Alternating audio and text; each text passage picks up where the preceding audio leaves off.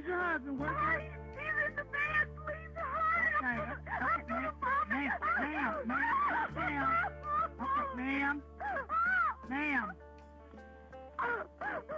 Ma'am, I need you to calm down so I can get some help to you, okay? Ma'am. 2 weddings, 2 funerals, and attempted murder.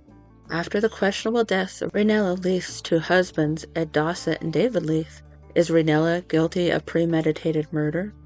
David Robert Leath was born on October 22, 1945, to school cook Mamie Nadine Bailey and machinist Robert Henry Leath. By all accounts, David was a caring and easygoing man who would do anything for anyone. He always had a joke for everyone. He would often laugh so hard in the telling of his jokes that he wouldn't be able to finish them. He was very likable. He loved to work on cars and go to stock car races. He also liked to work out regularly. David married high school sweetheart Peggy in 1962 when they were both only 17. In 1963, Peggy gave birth to their daughter, Cindy. He was a doting father. He also dropped out of high school and became a popular barber, and Peggy got a job at a local five and dime store. When David's boss died, he and one of his friends bought the barber shop. Peggy and David had been living with David's parents, but when Peggy's father gave him some land, David had a house built on the property and they moved in. David loved to pull pranks with his friend Gordon Armstrong. One Halloween, the 2 men used kerosene to set railroad crossing guard on fire. Unbeknownst to them, that was the very road that David's father-in-law used to travel on his way home from work.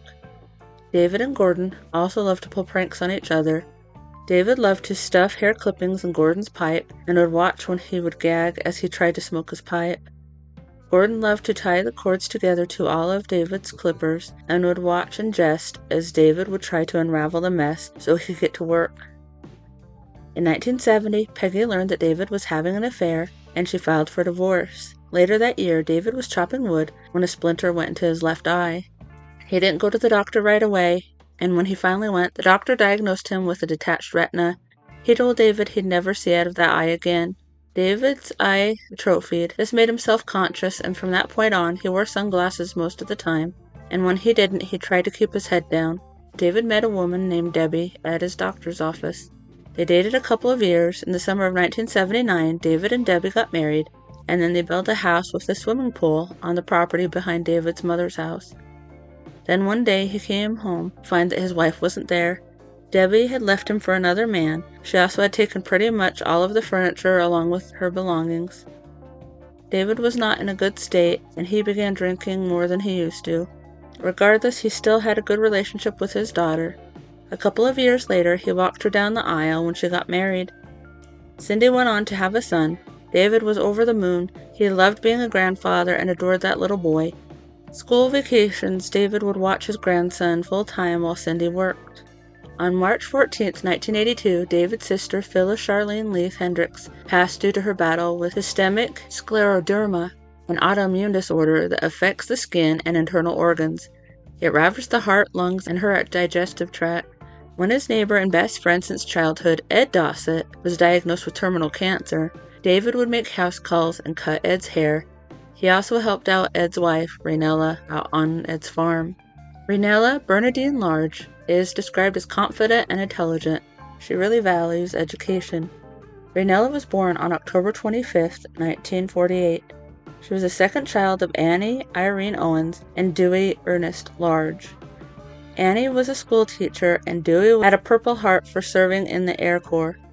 He also worked for the U.S. Department of Energy as an atomic scientist, was a Baptist church deacon, and was an active member of the Order of the Masons, Seaverville Lodge. Raynella was raised in Oak Ridge, Tennessee, in a community for the nuclear power plant scientists and their families. The community was also a dry community, so there wasn't much problems with alcohol abuse.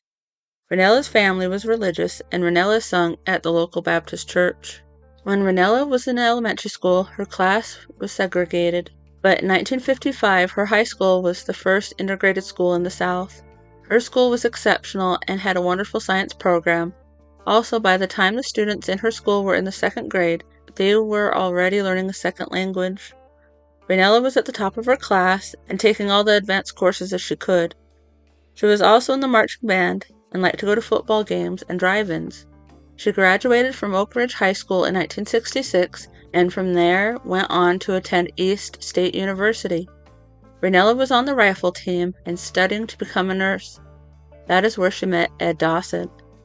William Edward Dossett, Ed, as he liked to be called, was born on January 4, 1948, in Knox County, Tennessee, to Magdalena Snodderly and a carpenter, Henderson Edmund Henry Dossett. On Easter morning, 1956, Ed was just 8 years old when he woke up to find his mother on the floor, dead of a heart attack. 2 months later, his father died from cancer. Ed ended up an orphan and moving in with his aunt and uncle. Despite the tragedies in Ed's life, he was described as a go-getter who was exceptionally kind. In high school, he played football. He also worked on the school's newspaper. He was a member of several clubs.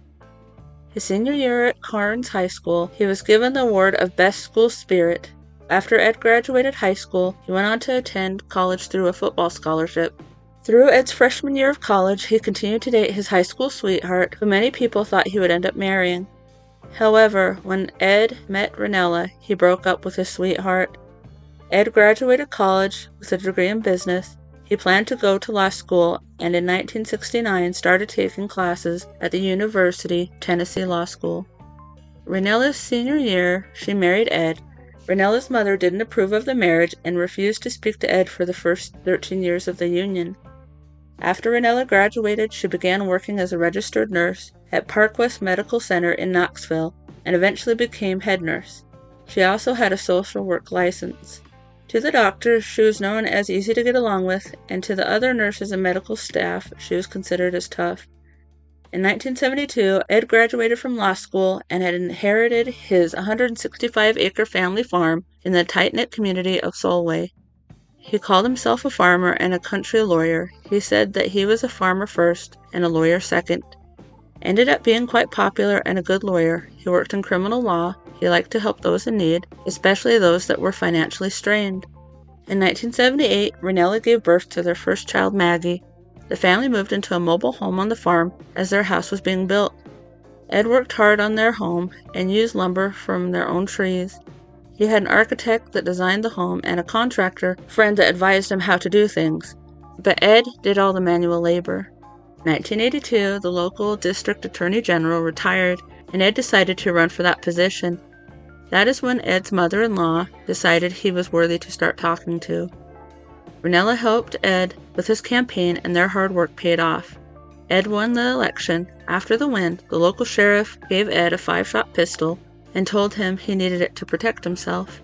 The next year, Raynella gave birth to their second child, William Edward Gossett Jr., or Eddie as he liked to be called. Ed had a secretary named Kay Walker. Kay's husband's name was Steve. Kay and Steve would hang out with Ed and Raynella. In 1984, Kay gave birth to a son named Kevin and left Ed's practice. The next year, Raynella gave birth to their third child, Katie. Raynella stopped visiting with Kay and Steve, but Ed spent a lot of time at the couple's home. The reason why Ed spent a lot of time there is because he was having an affair with Kay. Some say that Kay was in love with Ed. In 1988, Kay gave birth to her second child, Kyle. Steve wouldn't find out until years later that Kyle was really Ed's son. In 1990, Raynella retired from nursing to concentrate on her children and the family farm. David Leath was Ed's neighbor, and he would let Raynella's children play in his pool. That year, Ed began having stomach pains. In a local board meeting for local farmers, he stated that he had the meanest wife in the world who was trying to kill him.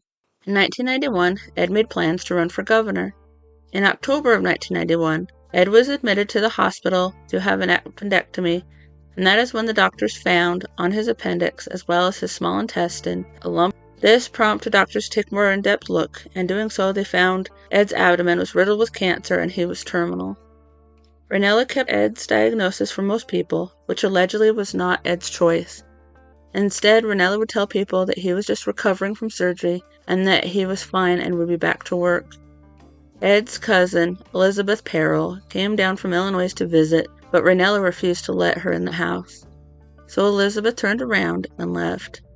A few days after Elizabeth's return home, she received a letter from Raynella stating that Ed was too sick to have visitors. This upset and disappointed Elizabeth because she really wanted to see her cousin, and she knew that Ed really wanted to see her. In June of 1992, Ed was still working. He was able to obtain state and federal funding to create a special DUI unit to catch repeat offenders. By July 9th, however, the disease took a toll and Ed was bedridden on morphine for his pain. At 3:30 p.m. in the afternoon, there was a call placed to 911. This is where I'm not exactly sure how things went. There's conflicting information about the 911 call made. Some accounts say that Raynella called 911 and claimed that Ed had no pulse after being trampled by his own cattle. Some other accounts state that she also alleged that she had previously tried to call 911 from her cell phone, but no one answered, so she had to run up to the house to use the house phone, but when she got there she couldn't remember the hospital's phone number. That very hospital is where she had been the director of nursing previously. She claimed that the only number she could remember was to the local market, so she called the local market and they dialed 911. Nevertheless, the medical examiner arrived before the police. Ed was in the field with Raynella next to him. Ed was then rushed to the hospital, but was pronounced dead on arrival at age 44. Raynella told the Knox County Sheriff's detective that she helped Ed outside to see his cattle. She said that something must have spooked the cattle because when she looked, it was on the ground and the cattle were coming out of the corral. Raynella claimed that she attempted CPR. Raynella also claimed that she had gotten very angry after Ed was trampled, that she went and grabbed a rifle and shot one of the cows. When authorities looked at the cows, they found no evidence of any of them being shot. Randall Eric Pettigo was Ed's friend as well as the medical examiner at the time. Randall had been under scrutiny for years for writing too many prescriptions for narcotics. He also had previously taken a 4-month leave of absence for having his own narcotics and alcohol addiction. 2 years after Ed's death, Randall would be in trouble with the law for allegations of drugging and molesting a teenage boy at the doctor's condominium. He also was shot by police when they came to take him in for questioning and wasn't able to practice medicine again. Back to Ed's death, Randall stated that the notion of a domestic cattle stampede raised suspicions about insurance fraud, not murder. That maybe Raynella had taken Ed out to the pasture after he passed. That Raynella would receive double the money from the insurance company if Ed's death was ruled as an accident instead of cancer. Raynella stated that she didn't want an autopsy to be performed, but Randall convinced her to agree for an autopsy to be done on Ed for insurance purposes, saying that it was for the life insurance company. Randall found traumatic injuries consistent with trampling. Ed's sternum and some of his ribs were fractured and his lungs had hemorrhaged. He had multiple abrasions on his arms and torso, and there was a horseshoe print in the middle of the bib of his overalls. Randall later would state that he had felt pressure to rule Ed's death as an accident, which he did even before receiving the results from the toxicology report. When the results came in, they were unchecked, and the investigators didn't investigate the matter any further. One of the detectives, Sergeant Perry Moyers, was advised by a senior detective, "You need to leave this one alone. This could ruin your career." July 12th was Ed's funeral. After he passed away, David was the pallbearer at the funeral. After Ed's funeral, Raynella had him buried at the farm. Ed's side of the family weren't happy about that decision. They thought that Ed had wanted to have been buried by his mother and that Raynella was honoring his last wishes. They also thought it was unusual that she was very chatty and laughing the day of the funeral. On Thursday in August of 1992, David asked Raynella on a date. On that date and every Thursday since, David would bring Raynella a single rose. A few months later, he told his family and friends that he was going to marry Raynella.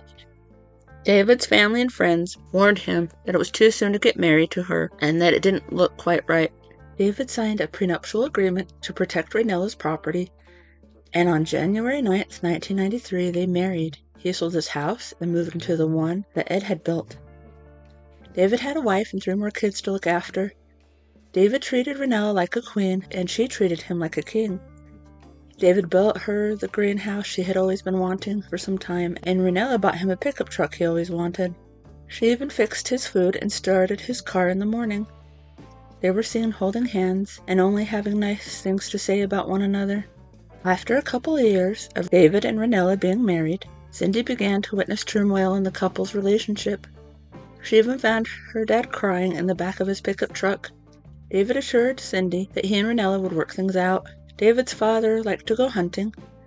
Even though David didn't care for it or never had fired a shot, he'd go hunting with his father in order to spend time with him. On November 28, 1991, while on a hunt, David's father collapsed and was rushed to the hospital. There he had a massive heart attack and passed away. David's dad's death hit him hard, and he amped up his drinking again for a while. He also wanted to get rid of everything that reminded him of his dad. David had his mother sell his dad's truck, and he bulldozed his dad's standalone garage. That is also when David really started to hate guns. On December 15, 1994, Raynella's 15-year-old daughter, Maggie, had her learner's permit and was driving with her 11-year-old brother, Eddie, in the passenger seat. Less than a mile from the family farm, Maggie approached an intersection and failed to yield to another vehicle. Eddie wasn't wearing his seatbelt. Maggie plowed right into the other vehicle. Eddie was ejected out of the passenger side window. The accident report stated that Raynella was in the passenger seat, which she wasn't, as witnessed by a first responder and also a neighbor who happened upon the scene before Raynella.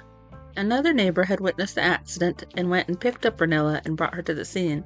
Though her daughter wouldn't get in trouble, Raynella lied and said that she had been in the passenger seat while her daughter drove. The neighbor who had been first on the scene was an African-American man, and he was afraid to come forward, and he didn't think anybody would believe him anyway, and it seems that the first responder just looked the other way. Everyone involved in the accident were taken to the hospital. The driver of the other vehicle was in critical condition. Maggie was treated for minor injuries, and obviously Raynella had none. Eddie, however, was in really bad shape and ended up passing away from his injuries. Eddie's death devastated Raynella, David, and Eddie's sister Katie, but it seemed to have no effect on Maggie. The district attorney wanted charges brought against the other driver because they had been driving with a suspended license after a DUI. The district attorney also didn't want Maggie to face any charges, but the Tennessee Highway Patrol didn't agree, and in February 1995, Maggie was charged with failure to yield. The prosecutor took Maggie's case to juvenile court, and the case was dismissed. A couple months after David and Raynella losing Eddie, David's daughter gave birth to his granddaughter in April of 1995. David was over the moon. Also that month is when Steve Walker's nightmare began. A friend of Raynella, Donna Corbett, called Steve Walker and told him that Raynella wanted to talk to him out at the farm.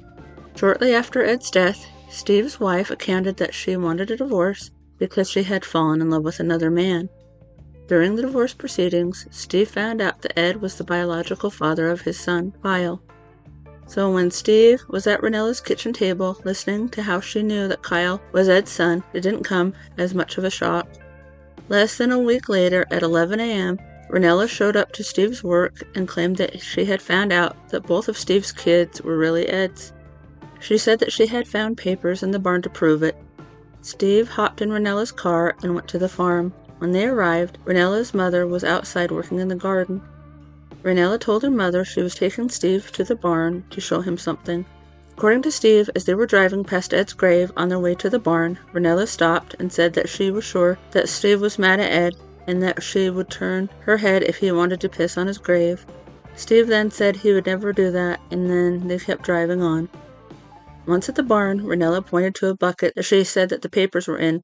When Steve looked in the bucket, it was filled with paint. He then turned back to Raynella, who was wrapping a towel around her hand. In the hand, with a towel wrapped around it, Raynella held a revolver. She then fired at Steve twice, shouted that she would kill him and Kay, and said that she would raise Kyle. Bullets missed Steve, and he ran through some woods and out into a pasture. He then heard Raynella driving her car across the pasture. When she got close to Steve, she fired the gun again, and she missed. At one point, Steve climbed over a fence, hurt his ankle, and fell down. Raynella got out of the car, came right up to him, and put the gun to his head. She pulled the trigger, but the gun just clicked. Raynella was out of bullets.